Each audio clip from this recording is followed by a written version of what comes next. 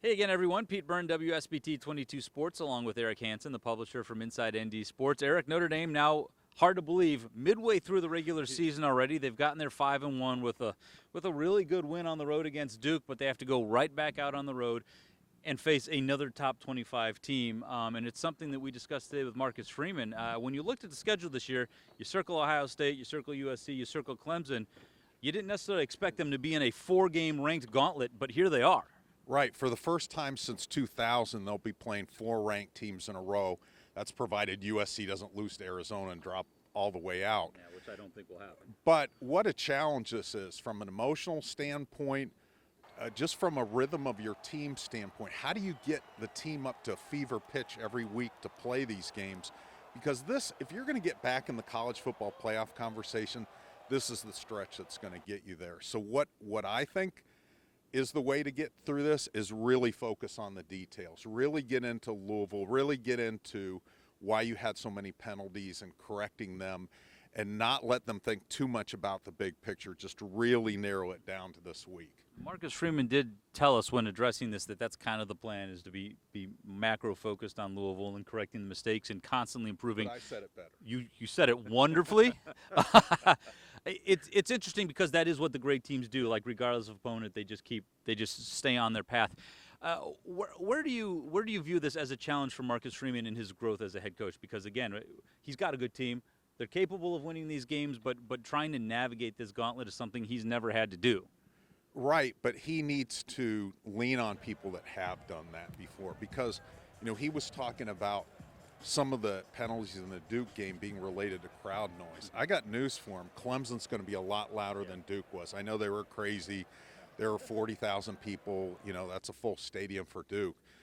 But Clemson's going to be louder. They need to hit this going in, not learn the lesson in the game and say, okay, let's apply this later. So with Louisville, talk to coaches that have been in a gauntlet like this before. Talk to somebody that plays in the SEC West and say, how do you get your team up every week and then apply it to this team?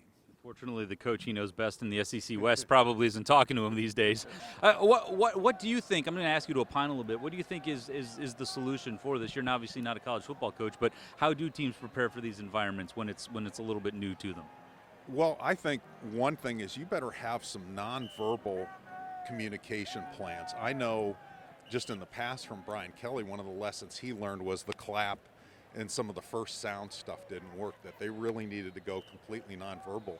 And then look what Ohio State did a couple weeks ago, in Notre Dame Stadium. I mean, they, with a young quarterback, they did not have a problem with the communication with line of scrimmage penalty, certainly not to the level that Notre Dame did.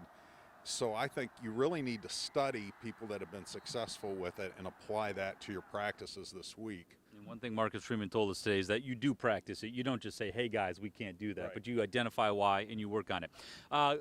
Silver lining here for Notre Dame. Good news, they're going to get potentially 3 weapons back in the offense. They didn't score a lot of points last week. Maybe that changes this week with the passing game getting a big lift.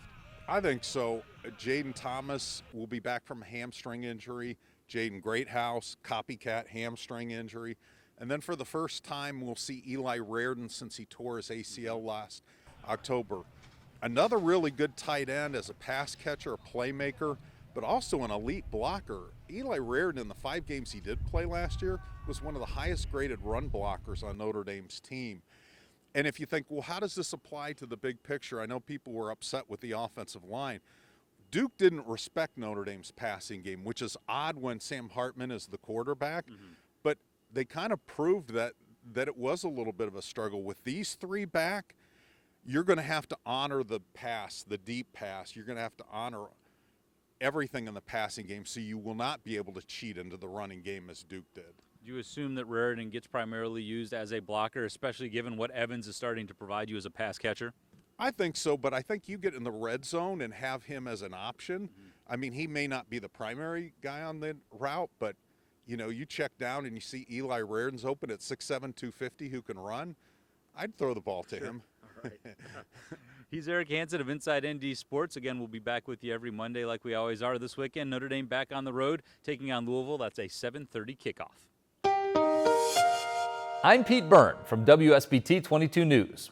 For more Notre Dame stories, like and subscribe to the WSBT 22 YouTube page. Thanks for watching.